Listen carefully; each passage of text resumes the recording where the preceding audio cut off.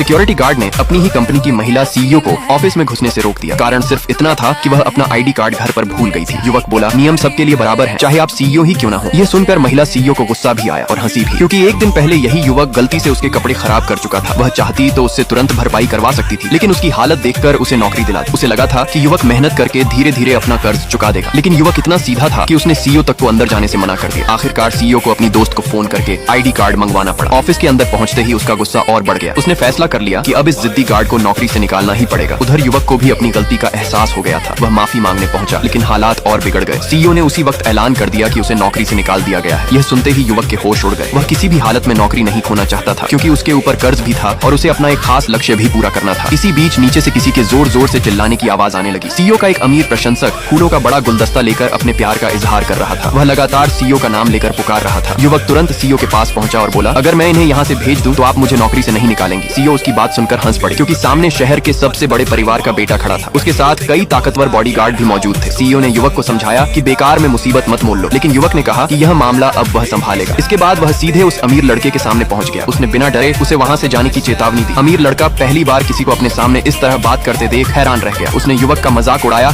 और उसे डराने की कोशिश की, लेकिन युवक अपनी जगह से टस से मस नहीं हुआ। कुछ ही देर में दोनों के बीच बहस शुरू हो गई। अमीर लड़के ने अपने बॉडीगार्ड को आगे बढ़ने का इशारा किया, लेकिन युवक ने अकेले ही सभी का सामना कर लिया। कुछ ही पलों में वहाँ का माहौल पूरी तरह बदल गया। जो लोग उसे साधारण सिक्योरिटी गार्ड समझ रहे थे, अब हैरान होकर उसे देखने लगे। अमीर लड़का भी समझ नहीं पा रहा था कि आखिर यह युवक है कौन। युवक वहाँ से जाने ही वाला था कि तभी पीछे से एक और हरकत हो गई। यह देखकर महिला सीईओ घबरा गई, लेकिन उसे क्या पता था कि इस बार उसने ऐसे इंसान को नाराज कर दिया है जो बिल्कुल भी साधारण नहीं था। और अब कहानी एक नए मोड़ पर पहुंचने वाली थी।